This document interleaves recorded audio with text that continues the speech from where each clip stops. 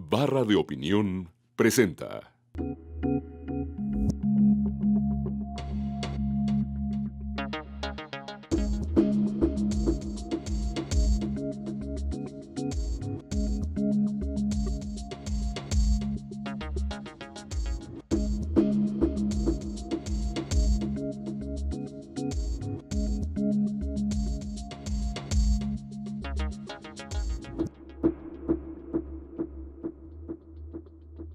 Hola, muy buenas noches. Hoy tenemos el gusto de recibir en esta mesa a Andrés Layú y a José Antonio Crespo y queremos platicar con ellos de varios asuntos que están pues revolviéndose en la discusión nacional y también en la discusión internacional de varios asuntos.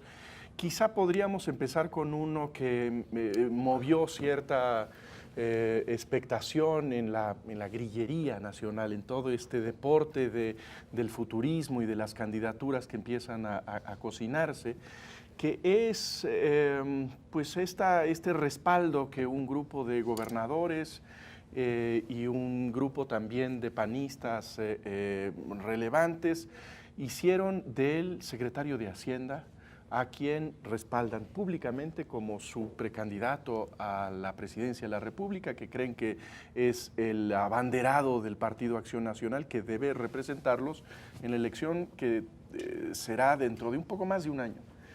Y hay quien dice que esto que sucedió por ahí de mediados de la semana pasada es una especie de remedo de las formas tradicionales del priismo, en donde hay de pronto un destape y toda una serie de este rito de la cargada en donde se van sumando los respaldos. Yo creo que es una cosa muy distinta.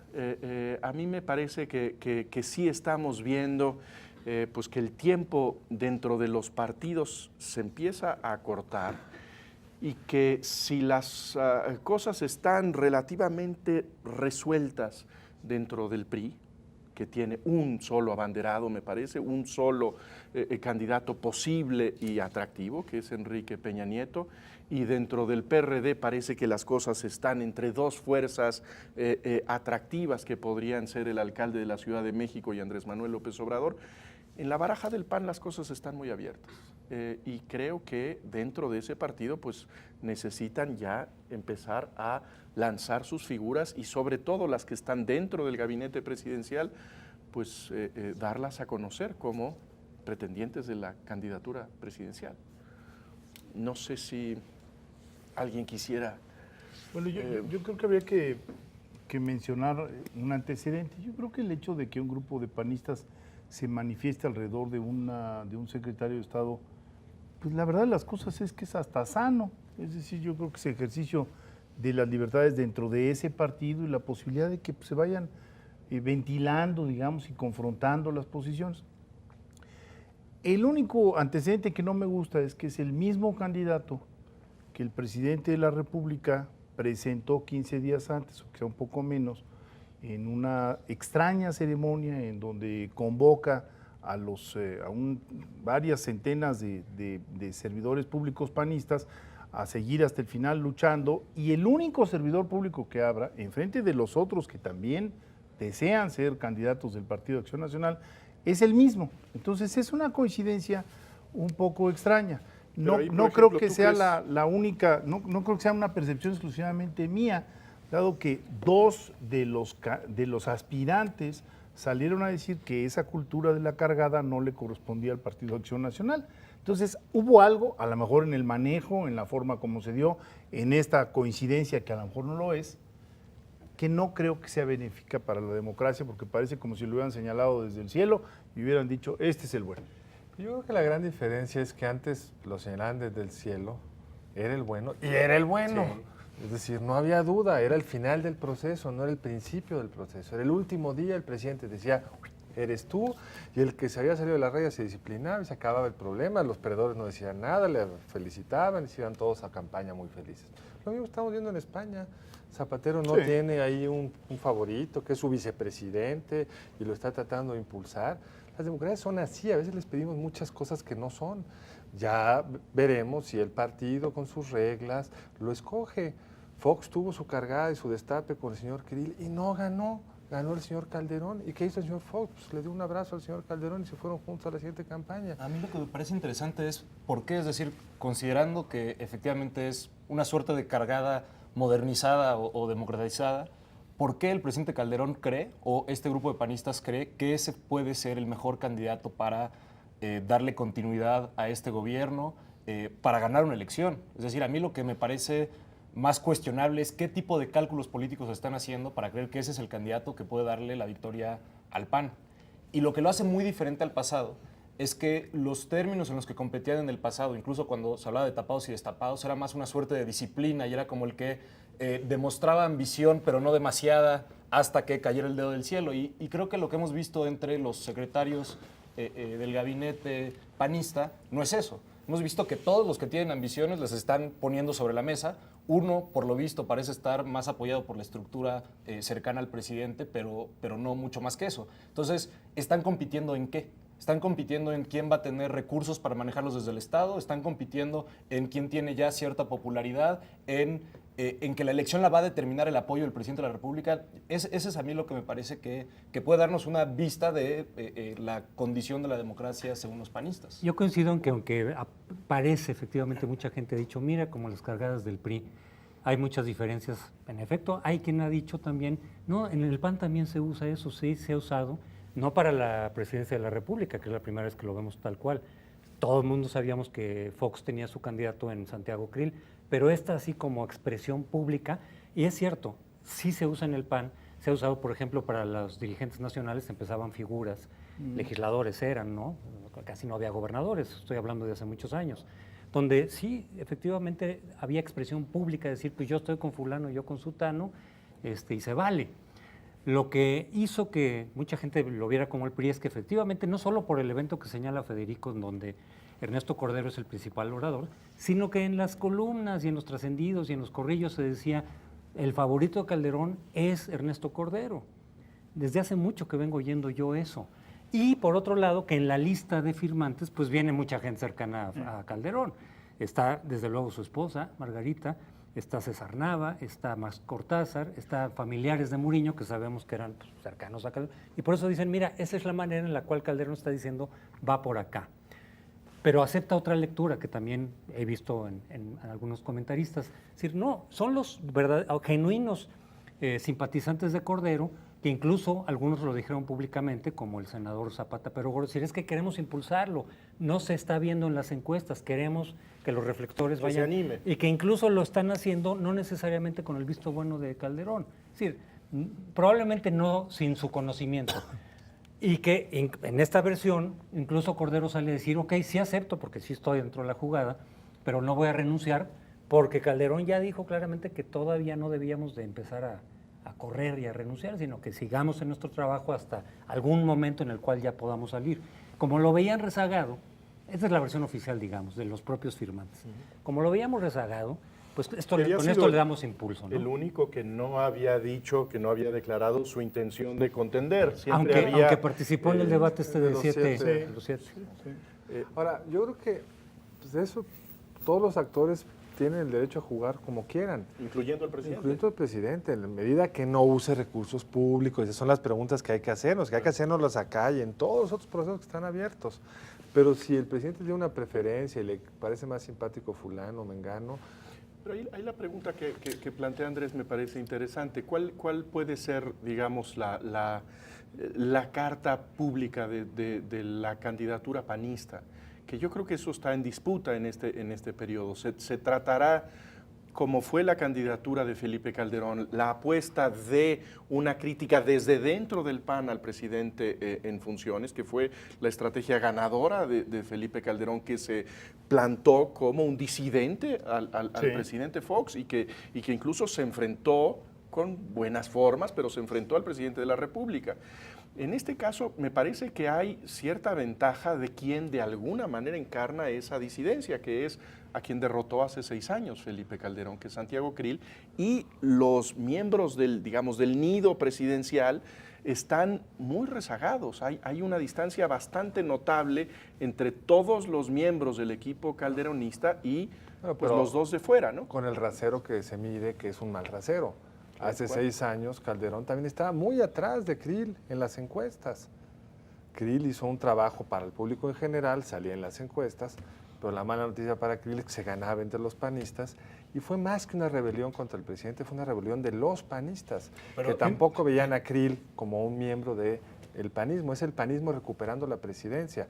Creo que es a estas alturas de la vida un poco inútil si tiene más popularidad Krill o Cordero, porque justo el juego del PAN, creo yo, es el único que se va a procesar con reglas que ya conocemos.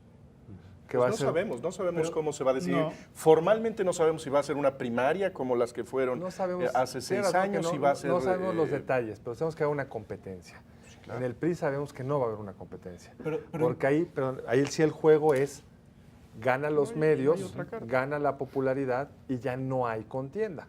Pero incluso si, es decir, es verdad que probablemente lo definan los panistas y la militancia o la estructura panista define al candidato. El caso de Cordero no es una defensa del panismo, es decir, Cordero es un panista reciente y no tiene la carrera política dentro del PAN que tuvo Felipe Calderón, que fue presidente del partido, sino que aún así, dentro de los militantes panistas que votarían por Cordero, ¿por qué votarían por Cordero? ¿Qué les hace pensar que es un buen candidato? Es decir, dentro, sea cual sea el método de elección, ellos tienen como meta final ganar la elección abierta.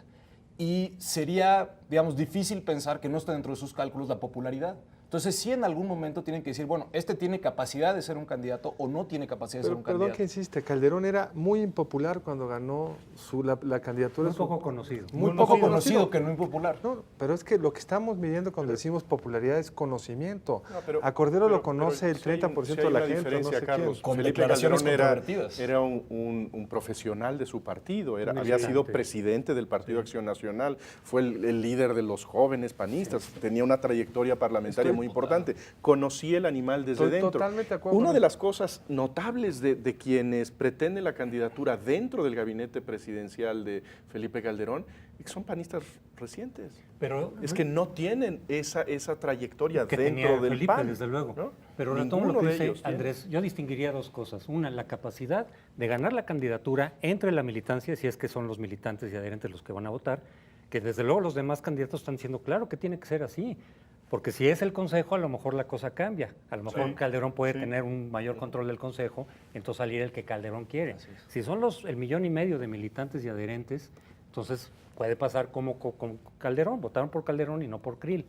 Pero yo haría la distinción entre la capacidad de Cordero de ganar la candidatura presidencial y luego también el cálculo de decir puede ganar la presidencia. Que ese fue el comentario que hizo Javier Lozano al decir, tenemos que calcular al candidato que pueda ganarle al PRI, no nada más quién va a ser un... Y en ese sentido la discusión se parece bastante a lo que está ocurriendo, digamos, al interior del PRD. Los puntos del reconocimiento de nombre que tiene Andrés Manuel López Obrador no superan por mucho a los de Marcelo Ebrard, pero, digamos, las filias y fobias alrededor de AMLO son mucho mayores, es decir, entonces, bueno, esa discusión también está presente. A Cordero lo conocen muy poco y eso nos lleva a otra discusión. A ver, parte de la construcción del reconocimiento en nombre, de que la gente conozca quién es Ernesto Cordero, se facilita si está en la Secretaría de Hacienda. ¿Por qué? Porque cada exposición pública es una exposición donde le caen los reflectores al secretario de Hacienda. Santiago Krill lo hizo espléndidamente hace 6 años al quedarse hasta el último minuto posible en la Secretaría de Gobernación para utilizar los reflectores y convocaba conferencias de prensa de 1 a 3 precisamente donde le pudieran caer los reflectores, en fin. Ahí hay una cuestión en donde el presidente también puede de alguna manera inclinar la balanza en favor o en contra. Y eso yo creo que para el propio Partido Acción Nacional no es del todo benéfico. Está haciendo un juego en los límites de la ley, pero un juego que es contrario a otros miembros de su propio gabinete y a otros militantes, porque hay que recordar que está Josefina Vázquez Mota, que aunque ya no es miembro del gabinete, sí es una panista, como decía José Antonio, con una trayectoria larga. Yo creo que hay que subrayar también una diferencia importante, que es que las reglas hacen que el juego sea mucho más cerrado, en donde no se va a poder contratar el señor Cordero, Alonso Lujambio, Josefina Vázquez Mota, no van a tener la posibilidad de financiar sus propios espacios de televisión para darse a conocer. En ese sentido, pues esa ventaja que dices ahorita que es irrelevante, ¿quién sabe si sea tan irrelevante? Porque sí es una ventaja de arranque que puede ser en esta elección, a diferencia de la edad de hace 6 años, mucho más Tampoco creo que importante. importa mucho. ¿Tú no crees que se va a saber muy rápido quién es el candidato del PAN y se va a dar a conocer muy rápido su nombre? Ya, ahora, yo creo que como dices tú, Andrés, el señor Cordero es poco conocido, habiendo sido secretario de Cedesol, que en principio todo el mundo lo conoce porque reparte dinero, y ya lleva un buen rato de secretario de Hacienda y no es conocido. Esa primera parte de tu pregunta es la con la que yo me quedo. No de si es popular hoy o no, porque creo que eso se construye, sino con el hecho de que habiendo tenido toda esa exposición ¿Por a qué los no es medios, popular? ¿por qué no Porque es es conocido. popular? Bueno, pero no Parece tiene que ver un poco con esto que resalta José Antonio, de una personalidad en donde parece renuente a la ambición presidencial, en donde sale a aceptar que le gustaría hipotéticamente competir, pero no tiene, Bueno. digamos, este apetito que tienen sus competidores dentro del gabinete, como el señor Lozano y el señor Luján. Pero el ¿no? apetito no va por decir quiero o no quiero. El señor Yo creo Peña que Nieto también. hasta ahora ha dicho que no quiere. Bueno, A lo que voy Pero es, hay apetito distintos lenguajes. El apetito va por otras cosas. El apetito va que no se le nota. Sí, bueno. Es un secretario de Hacienda que no se le nota ni siquiera. bueno, dentro de la el- cultura priista, querer es decir que no quiere. ¿no? Bueno, Ese y es el... dentro de la ¿no? dentro de la cultura panista hay unos que siguen diciendo que no quieren y quieren. Mi punto es otro. En el ejercicio del poder en el que ha estado, que han sido 2 puestos muy importantes, no se le ha visto eso en los puestos que ha tenido, que es más importante que decir quiero o no quiero.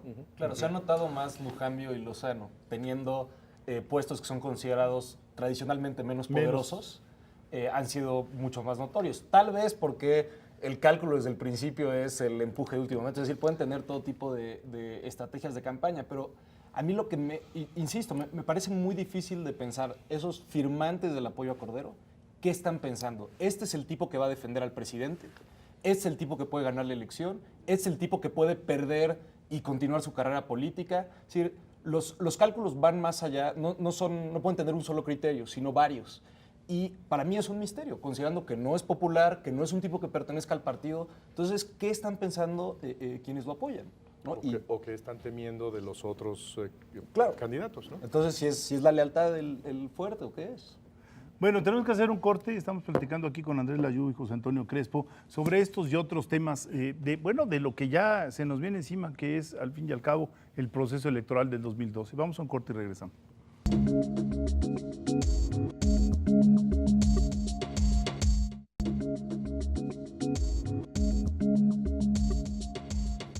Aquí de regreso en Entre Tres, ahora vamos yo creo que a discutir otro tema, vamos a discutir la elección del Estado de México, que se dijo en su momento que cómo se definía la elección del Estado de México va a tener un gran impacto en la elección presidencial, sin duda es muy importante para Peña Nieto sacarla como le está sacando de bien, pero también ha sido una elección con muchos cuestionamientos, y yo empezaría por uno, que es esta idea de que es normal, nos decía el candidato del Estado de México a la gobernatura, Erubiel, nos decía que es normal repartir coches a la estructura que más votos le traiga, cuando yo creo que es una práctica que habría que desterrar, que eso sí en general no lo veo uno en otras democracias, que se premia el acarreo de votantes con trabajo, explícitamente, al que me traiga muchos votantes le voy a dar chamba en el municipio o en el gobierno del estado, y 2, la rifa de un auto. Y al mismo tiempo, una protesta contra el PRD, porque rifó unos refrigeradores en un meeting Alejandro Encina ayer. Entonces me parece que las dos son partes de una mala práctica que es la repartida de dinero, pero no sé qué piensen aquí ustedes, colegas. Bueno, acaba de cerrar su programa Oprah Winfrey en Estados Unidos y repartió automóviles, pero no es un partido político y no son recursos públicos, es una mujer muy rica y bueno, pues está en todo su derecho a hacer lo que le venga en gana, ¿no? Y generosa e imaginativa, y fue un exitazo lo que hizo, pero de ahí a trasladarlo a los recursos públicos, porque hay que recordar que las campañas en México son financiadas básicamente con recursos públicos. Y cuando decimos básicamente, José Antonio me corregirá, pues estamos hablando más del 90%, 90% por ahí de los recursos. Entonces, perdón, ¿hasta dónde son correctos estos incentivos de premio a la movilización hechos con recursos públicos? Yo pondría ahí una diferencia. No se vale si tú quieres invitar a tu fiesta, Carlos, a muchas personas y les prometes que va a haber un sorteo al final y asisten cientos de personas, pues, hay un incentivo privado y tienes todo el derecho a hacerlo. Y yo defenderé tu derecho a hacer el Por eso no sorteo. van a mis fiestas. pero no es el caso. Entonces es una deformación. Y lo que más llama la atención, diría yo, es del desparpajo de salir a defender la estrategia. Es decir, algo que a lo mejor hubiera podido ser motivo, digamos, de vergüenza, de meterse bajo de la mesa, de decir, bueno, de ninguna manera, no, nos equivocamos, no se volverá a repetir. No, de pronto resulta que una persona como Luis Videgaray, que es una persona capaz, inteligente, moderna, aparentemente, si no, eso es lo normal. Entonces debemos de esperar que haya más... la línea blanca del país se va a financiar. Para la presidencia van a ser trailers, ¿no? Ahora, digamos, yo creo que la medida de la normalidad es si existe una sanción o no existe una sanción pública y en el fondo una sanción electoral. ¿Qué sucede si no tiene una sanción electoral? Si no tiene absolutamente ningún costo, que esta práctica se conozca, que esta práctica se presuma, se diga que es normal y finalmente quien tiene estos ejercicios, resulta ganador abrumadoramente en la elección del Estado de México. Pues podríamos decir cínicamente que tristemente es normal. Es decir, que está visto a los ojos de los electores como una práctica que no tiene ninguna consecuencia, que no tiene absolutamente ningún costo, que yo creo que es lo preocupante, digamos, de esto que puede ser la arrogancia priista en su perspectiva optimista de regresar al poder presidencial, ¿no? Porque esa es una cuestión. Estas son nuestras prácticas, la gente las asume como parte de nuestra cultura, aceptémoslas y démosle la bienvenida que así es como se gobierna en este país y dejémonos de morales, dijo Juan Ignacio Zavala hace unas semanas, ¿no? Es una cuestión de cultura política, no solo priista, porque también los otros partidos de pronto incurren en lo mismo, en mayor o menor medida. Pero efectivamente, pues, si la gente que recibe en la compra del voto directa, ¿no? Porque esto está hablando, digamos, de estructuras clientelares, de promotores del voto que van a recibir un coche o alguna otra cosa, si logran captar más votos, es una competencia, a ver quién logra captar más votos. ¿Cómo van a captar esos votos? Por convencimiento, van a ir de casa en casa a convencer que el mejor candidato es el priista, o con dinero público o dinero de dónde. Entonces yo distinguiría nada más la cuestión cultural, que ahí es muy difícil cambiar las cosas con la aplicación de la ley. Yo preguntaría una cosa porque sí es delito electoral el uso de recursos públicos para motivos electorales. Pero entonces, Por en supuesto, este caso, es delito. en Sí, es este delito. caso concreto, si prometes un automóvil a quien movilice votantes, ¿cae dentro del delito porque es un automóvil que se reparte? Habría con que recursos verlo, a lo públicos? mejor no. Si los recursos son del gobierno del Estado de México, sí. Claramente, sí, una pero si forma son del de- partido. Si se los regaló un necesariamente. empresario simpatizante, pues a lo mejor lo tienen que meter ahí como gastos de campaña. Exactamente. Pero ya no es delito. Pero la otra pregunta es cómo lo miden. ¿Cuántos votaron en mi distrito, Sí, yo no sé. promotor? ¿O No, cuántas claro. credenciales del IFE llevé? Claro. Y es muy distinto. Sí. Igual y son matices ya al cinismo, pero digamos, son dos estrategias que son comunes. Una es, vamos a hacer una rifa, como la de los refrigeradores que mencionas, para que haya gente en el meeting, ¿no? Y es el tipo de operación local que hace un operador para demostrarle a su candidato o a su estructura que son poderosos. La otra es al revés, es tú consigues los votos que puedas y yo te regalo un coche. No me importa cómo los consigues. Y podemos medir por sección. En tantas secciones hemos sacado históricamente tantos votos y no sacamos esos votos que hemos sacado, al menos o más, entonces no serás premiado o incluso puedes ser castigado. Entonces, no sé precisamente cuáles sean los efectos sobre el comportamiento de las personas en la democracia. En otros países, yo creo que la historia democrática, para ir a mítines políticos, incluso para ir a votar, siempre ha habido atracciones más allá del voto. Es decir, en Estados Unidos en las campañas hay rockeros que dan conciertos. Aquí de repente es qué horror un concierto de banda para hacer el mítin. Bueno, pues en todos lados medio que la democracia ha ido acompañado de ese tipo de cosas porque hay celebraciones públicas, es tiempo privado que se convierte en tiempo público y que necesita ser justificado de otras maneras. Hay camiones que mueven gente aquí y en todo el mundo. Pero no dirías tú que tiende a haber una menor importancia de las concentraciones públicas, de las concentraciones masivas. Digamos, en Estados Unidos una de las cosas extrañas de Obama era que tenía la capacidad de llenar plazas, cosa que parecía casi antinorteamericana, porque pues, el diálogo es básicamente a través de los medios de comunicación, en los espacios periodísticos, y ahí está esa conexión. Esta idea de vámonos a juntar miles de personas para oír el discurso del líder es extraño. Es decir, puede ser, digamos, el lanzamiento de una candidatura, el cierre de una campaña, pero no suele ser, digamos, la rutina de la actividad electoral en las democracias establecidas. Pero pues yo creo que tiene que ver más bien con la forma en la que nos comunicamos, es decir, cuáles son los medios de comunicación que existen en nuestro país.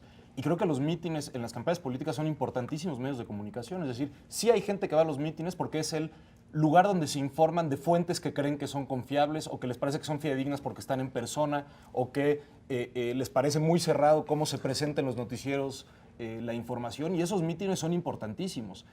Yo diría que en campaña, incluso en algunos casos, son el único contacto que en muchos lugares del país tienen con la elección los electores.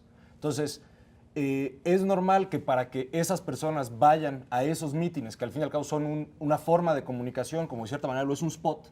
Pero yo creo que esa es una hipótesis, ¿no? Yo creo que habría que probar cuáles son los motivos de las personas que van a escuchar un discurso de su candidato. ¿Cuáles son los motivos para Mejor al pasar revés, 3 horas de tu domingo para oír al candidato del partido? No, igual y es conseguir un refrigerador, pero en el camino de conseguir un refrigerador te avientas el discurso y escuchas otras cosas. La pregunta es cuáles son los motivos de los candidatos por hacer mítines masivos. Si no sirven para nada y cuestan mucho dinero, tienen que ser algo más que el símbolo de que junten Bueno, ahí mucha hubo gente. durante la campaña de Clinton hubo una discusión muy interesante porque teóricamente tú podrías realizar una serie de actos, digamos, a través de los medios sin necesidad de llegar al saludo, al traslado, al meeting, que en teoría, en primer lugar, es más caro y en segundo lugar, te quita tiempo de tu candidato, es decir, es mucho más eficiente estar exponiendo tu candidato a través de las cámaras de televisión que estarlo moviendo en autobuses de un lado al otro. Y sin embargo, llegaron a la conclusión después de una prueba de que era importantísimo que la gente viera al presidente Clinton, lo saludara, y si a ustedes recuerdan, se recuperó el autobús, ni siquiera avión más autobús. Seguramente hay diferentes motivos de por qué va la gente a los mítines. A mí me tocó estar en un mítin de Obama el domingo previo a la elección en Ohio. Y le empecé a preguntar a la gente por qué estaba ahí, ¿no? Bueno, en ese caso, a lo mejor como caso excepcional de Obama es queremos verlo de cerca o de lejos, pero en persona. Y estaba llena la plaza y había una energía de entusiasmo. Pero no les dieron refri. No había eso. Yo creo que hay como dos temas. Uno es, Sí, hay momentos donde por la pasión, por que la estructura política local quiere conocer a su candidato, etcétera, que el mano a mano es muy interesante, muy importante. La pregunta es cuáles son los bienes adicionales que les das. Sí es cierto que para amenizar las convenciones traen cantantes de rock y eso, pero yo creo que en cualquier democracia establecida, la rifa de un refri o la promesa de un automóvil a la estructura se vería vista como un acto clientelar que no es propio de la democracia, donde entregas bienes privados en efectivo a cambio del apoyo. Y en general, además, aunque fue el dinero privado, si es un empresario que está financiando los refris, pues podríamos suponer que se va a cobrar después algo del gobernante que llegó y hay toda una serie de reticencias a usarlo. Y el otro tema es, ¿qué pasa cuando armas una estructura como esa? Si mañana uno de las gentes de Rubiel, en su enorme pasión por ganarse el automóvil, comete ilegalidades, pues de alguna forma está comprometida la estructura misma, el candidato a gobernador que pidió esa movilización. Y creo que ahí estás jugando con un doble riesgo. A lo cierto, lo que tú decías tú, Jesús, no le costó. Sí, no hubo factura, no hay ahora, ¿no? Y yo te diría que por lo que preguntaba es, ¿por qué los candidatos están de acuerdo con que regalar coches? Es decir, esto salió de palabras de Rubiel, lo del coche. Y a mí la parte que me preocupa es porque tal vez no tiene nada que decir. Es decir, si no pueden entusiasmar a su estructura con las razones por las cuales son buenos gobernantes, sino para entusiasmarla necesitan coches, entonces lo que quiere decir es que... Pero no se le ve muy preocupado. La verdad es que lleva una delantera muy franca.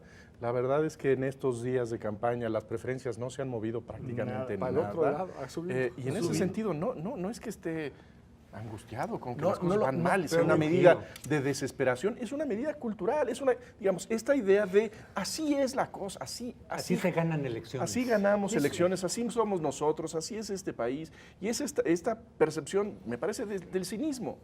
Y ¿No? me No sé monto en si- esa idea porque quizá lo más grave no es si jurídicamente se le puede perseguir o no se le puede perseguir, sino es algo que decía José Antonio. Y es que al fin y al cabo, detrás lo que hay es la ratificación de una cultura política que se presta a esto. O sea, ¿cuál es la diferencia del señor Víctor Cervera Pacheco repartiendo vacas, o el señor Bicicletas, Ulises Ruiz? la gasolina. Bicicletas y vacas, no. La gasolina Bueno, que me pues quiero. ahora línea blanca y esperemos que sea eficiente y que se consuma poca energía, pero da exactamente lo mismo. Entonces, decir, esta es la forma como se ganan elecciones, es una señal terrible dice- para el dice país. Yo creo que Jesús. lo que habría que ver es que hay un tema que me parece que en México hemos tratado con mucha superficialidad, que es el tema del clientelismo. Esta idea de los favores por los votos, ¿no? Que yo creo que es un asunto que deberíamos estar enfatizando mucho más, porque yo creo que es una de las grandes amenazas a la cultura democrática, el hecho de que no es aceptable en cánones democráticos el hecho de que yo te doy esta bicicleta, este coche, Sobre este todo- refrigerador, y tú votas por mí. Sobre todo porque, como dijiste tú, no hay costos políticos, a los electores en realidad no les preocupa. Desde luego no a los que les das algo, porque ellos dicen, mira, yo consigo con mi voto algo concreto, que no una ley X o Z o la democracia en abstracto. Pero incluso el público que no compra, al que no se le compra el voto, pues no lo cobra, digamos, no lo cobra electoralmente. Quien tendría que estar ahí detrás de eso es la FEPADE. La FEPADE hasta ahorita realmente ha hecho un papel, pues, totalmente ausente. Es decir, ¿cuántos casos de aplicación de la ley por compras de votos o movimientos clientelares con recursos públicos conocemos? Pero Poquísimos.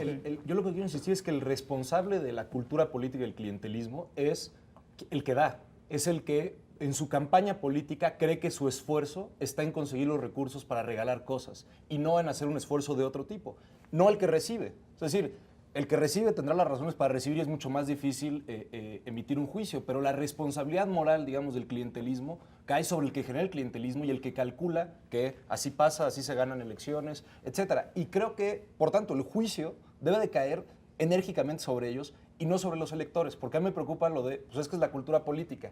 Y si es la cultura política y si es culpa de los electores, entonces el argumento de ellos, de los así se ganan elecciones en este país, gana.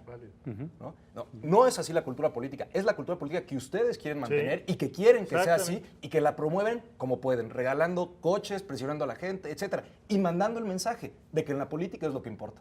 Es decir, tu voto importa porque te puede valer una despensa, un coche. Tu voto no importa porque no tiene nada que ver cómo vamos a gobernar, no tiene nada que ver el tipo de legislación que se va a promover, etcétera. Bueno, en Chicago, que por cierto también de alguna manera es la cuna política de Obama, hubo, digamos, durante décadas, era conocidísimo, digamos, la compra de voto, una compra que hacían los dos partidos, tanto el republicano como los demócratas, compraban voto y se sabía perfectamente las estructuras y cómo pasaban la gente y les daban dinero y los llevaban para acá y los llevaban para allá. ¿Les daban empleo? Les daban empleo, o sea, había todo un mecanismo, era tradicional. Y entonces Chicago se empezó a convertir en el símbolo de la podredumbre política.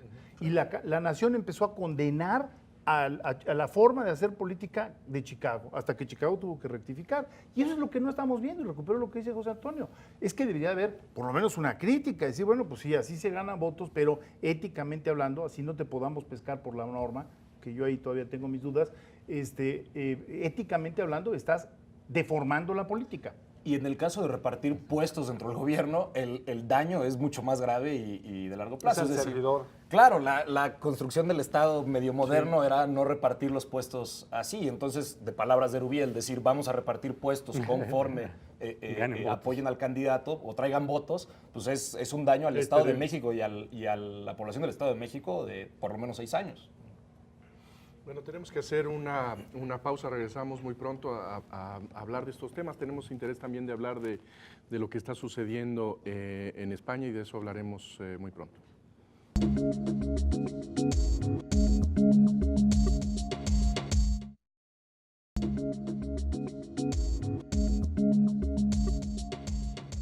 Bueno, en los últimos meses hemos visto una revuelta francamente apasionante del norte de África, en donde hubo decenas de miles, cientos de miles de jóvenes que salieron a las calles a reclamar democracia y a cambiar cambio en los regímenes que los estaban gobernando.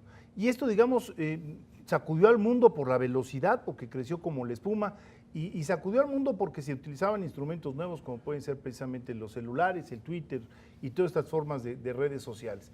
Y desde hace ya 3 semanas en España estamos viendo un eco, diría yo, si se me permite, de estos primeros movimientos que tiene que ver con una situación económica dramática que está viviendo España. Les recuerdo a usted que España tiene un paro de más del 20%, es decir, realmente un desempleo de más del 20%, y que esto ha sido, si bien ha sido una dolencia tradicional de la economía española en los últimos 2 años, se ha incrementado sensiblemente. Que generacionalmente tiene una carga mucho más dramática, ¿no? Y ahora estamos viendo a estos grupos de jóvenes que han tomado la Plaza del Sol en Madrid, entre otras, y otras ciudades de España, jóvenes que van a manifestar su enojo profundo en contra de la economía y del régimen español.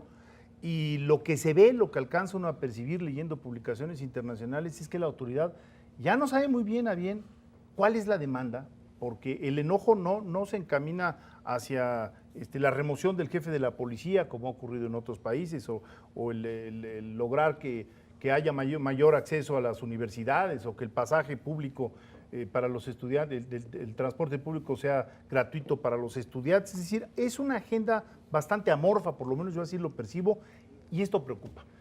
Y creo que además es una agenda que, aunque es amorfa, sí tiene como un gran enojo contra el capitalismo, la globalización, digamos. La gran batalla es contra ese mundo que le está haciendo sufrir esa crisis. Esta percepción de un gobernante socialista que durante muchos años tuvo una retórica y unas políticas claramente en contra, que de repente se ve sometido frente a estas fuerzas del mercado. Y esta como frustración, además de que es el gobierno de izquierda. Vamos, digamos, un rápido ejercicio mental. Si al PP le hubiera tocado hacer esta reforma de desempleo, de las leyes laborales, meter impuestos nuevos, recortar el gasto, pues la izquierda hubiera podido protestar diciendo es el capitalismo, es la derecha, nosotros estamos como alternativa. Pero aquí, ¿cuál es la alternativa? Tienes el PP que dice, sí está bien, pero lo han hecho poco y faltaría hacerlo más. No hay nada ya del otro lado. Y es, digamos, el drama que tienen los gobernantes de izquierda cuando les tocan estas crisis, donde además es muy fácil ponerle culpable, la chistorra del banquero es el culpable, y no, es toda una estructura que fue armada de forma tal que cuando viene la crisis el gobernante tiene que calcular, si no pago, me cuesta esto. Si pago, me cuesta mucho, pero aparentemente es menos que el no pagar. Pero yo creo que ahí, es decir, sí se ha decantado en estas manifestaciones una agenda y casualmente el piso mínimo, porque hay gente más de derecha, más de izquierda, unos muy radicales, etcétera, es una reforma electoral. Es decir, la demanda principal y la queja principal es no nos representan, ¿no? Y creo que eso sí tiene, digamos, ya hay evidencia en el sistema electoral español para pensar que es un sistema bastante cerrado, es un bipartidismo forzado en la disproporcionalidad de un sistema pensado proporcionalmente y que no es casualidad que es la primera vez que el PP en elecciones locales saca tantos más votos que el PSOE. Es decir, sí representa una suerte de fracaso para la izquierda. Entonces es gente que no está dispuesta a votar por la derecha, pero que siente que está en este momento en oposición al gobierno y que no encuentra la forma de representar esa queja. Y hay un dato ahí muy puntual, que es Izquierda Unida, que Creció, pero el número de espacios decreció, porque es un sistema que favorece a los dos partidos más grandes o a los partidos con concentración regional, como es en el País Vasco, en Cataluña y en otros. Yo creo que este movimiento de España, como también los de los países árabes, en algunos casos están reflejando una crisis económica y los efectos sobre la juventud, los estudiantes, etcétera, el desempleo, con una crisis de representación política. En el caso de los países árabes, claramente son países autoritarios, de un partido único, hegemónico, y en España uno diría, bueno, pero pues ahí hay democracia, ahí hay vías, instituciones de representación. Sin embargo, les quedan cortos a un segmento de la población que son los que se movilizan. Y para ubicar un poco, por lo menos teóricamente, a este movimiento español, pero muchos otros que se pueden dar en otros países que se han dado en México también, yo apelaría, digamos, al artículo de Alejandro Moreno, que fue publicado en la revista Este País de este mes, sobre la ciudadanía crítica. Es un segmento de ciudadanos muy participativos que buscan la democracia, no van en contra de la democracia, pero son los eternos inconformes, son los que nada les parece bien, siempre están. Y el otro segmento de la población, como que hasta los ve mal, decir, bueno, ustedes están nada más como bombardeando, como se les presenta como antiinstitucionales, como antipolíticos, y no se trata de derrocar las instituciones democráticas, sino perfeccionarlas permanentemente. Dice, juegan un papel, dice Alejandro Moreno, porque de lo contrario la clase política, aún en democracias, pues se puede anquilosar, sí, claro, si no hay una presión permanente de grupos y segmentos que se organizan para decir, oigan, ok, es democracia, pero esto falta, necesitamos más. Pero surge en el momento de la crisis, Económica. porque sí hay un desplazamiento de oportunidades brutal. Además, ellos lo deben de vivir y la evidencia cada vez lo muestra más, que a la generación que le toca esto no se recupera nunca.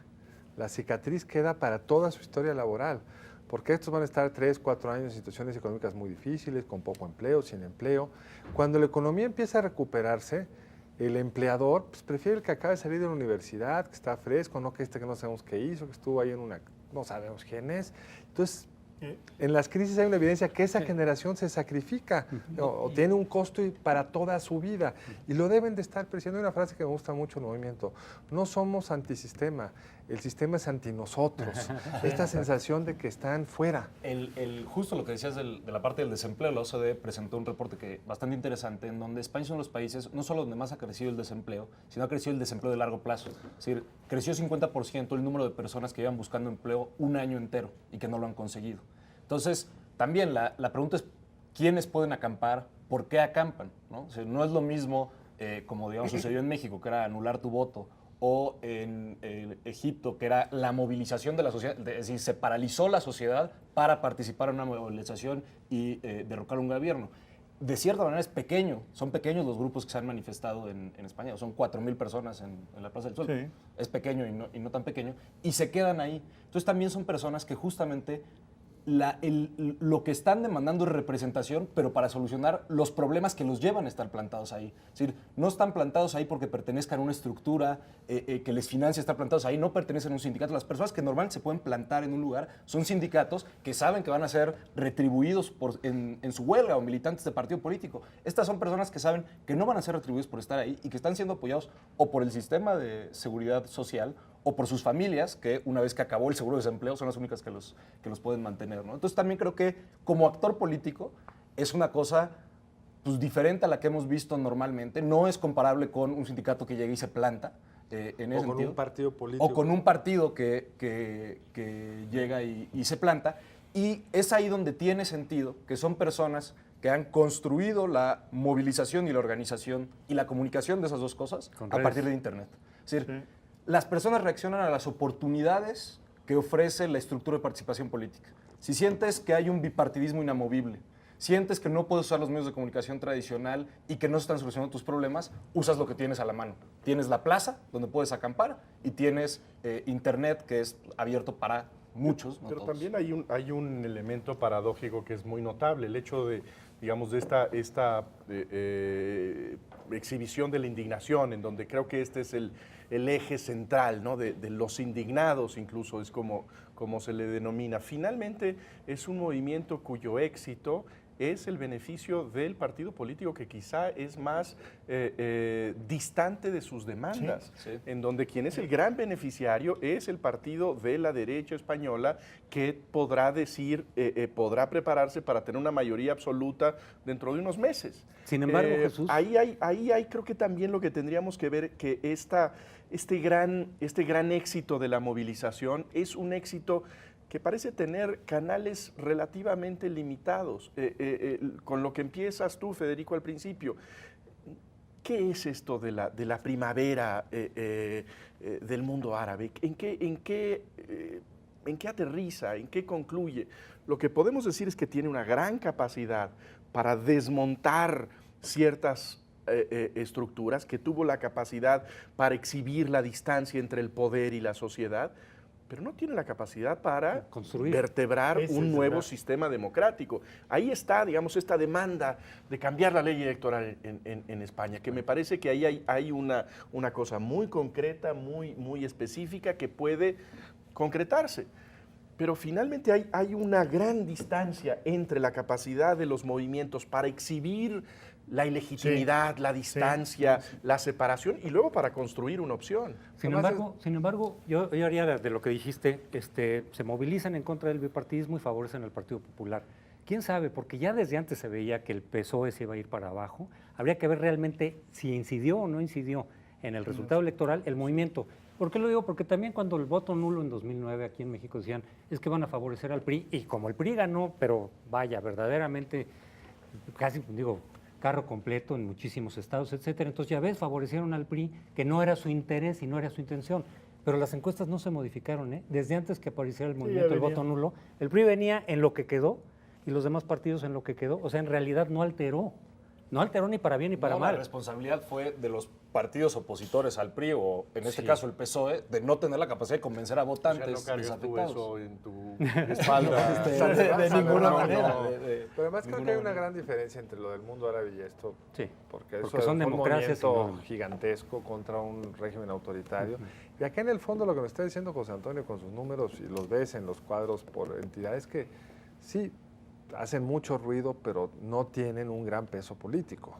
No estamos hablando ni siquiera de alguien que pueda cambiar estructuras. Esa analogía es un poco exagerada, digamos.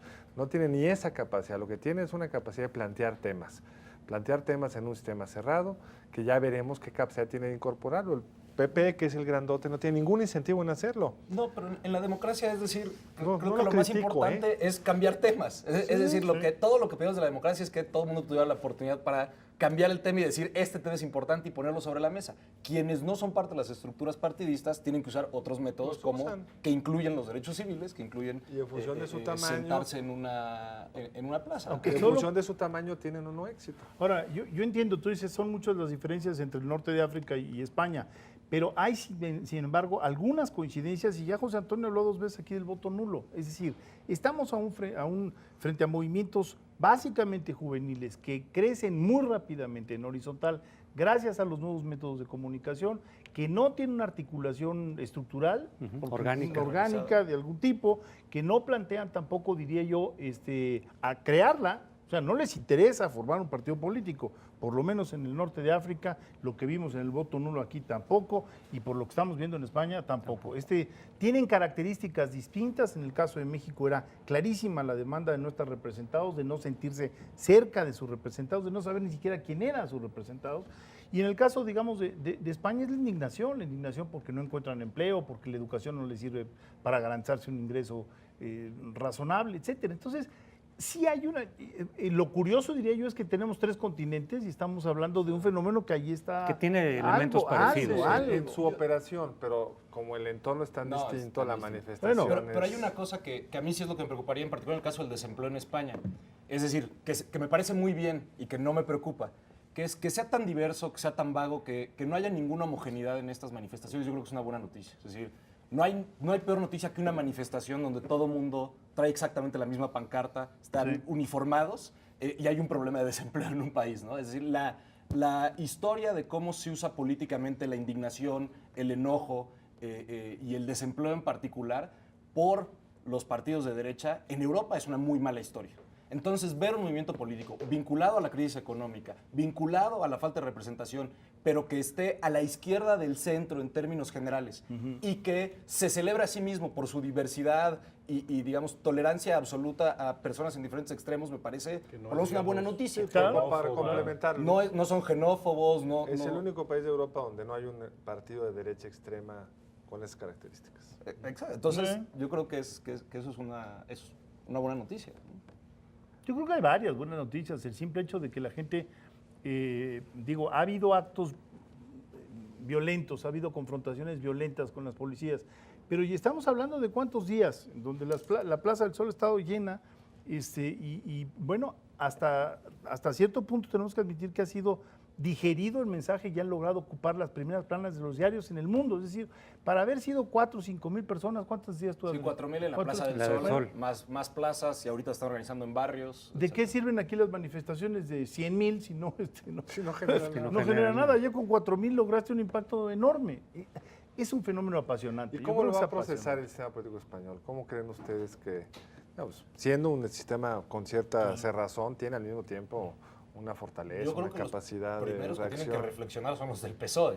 Es decir, de la misma manera que me parecía que aquí era el caso del PRD, que era la oposición que no lograba capturar votos, el PSOE está en una situación muy difícil, efectivamente, pero sí es una crítica a cómo la izquierda está gobernando en una crisis económica. Cuando todos esperarían que la izquierda fuera la defensora del Estado, la que cree que hay que intervenir, la que cree que hay que gastar dinero público para echar a andar la economía, no están viendo eso. No, es decir, la política de pleno empleo que uno esperaría de los gobiernos de izquierda no es lo que está expresando. No, pues a veces la tensión complicada. Trataron de hacer eso hasta que se les acabó la lana. Ahora, el mensaje... Bueno, no, ese es o no. El mensaje no era se solo les la acabó. izquierda, No está intentaron toda la clase suficiente. política. No, El pues mensaje se les está toda la acabó. clase política. Entonces, si la clase política capta el mensaje de decir, se está distanciando un segmento, pues, a lo mejor no son los 4.000 o 5.000, esos a su vez están representando otros, quizá, Sí. que también se sienten alejados, aunque no vayan a la plaza. O irán a un momento. Ahora, ya en de fin. alguna manera hubo una Si lo, respuesta. si lo toman, entonces quizá efectivamente empiezan a modificar algo. Rubalcaba entra diciendo, salgo a la cacería en términos políticos de los jóvenes. Esa es una respuesta. O sea, decir, bueno, está... Está tomando nota, por lo menos. Pues bueno, el tiempo se ha terminado. José Antonio, Gracias. muchísimas gracias. También tú, Andrés. Realmente ha sido un tema con muchas aristas, pero es la política en México, la política en el Estado de México y la política en España. Nos vemos el siguiente lunes aquí en Entre Tres. Buenas noches.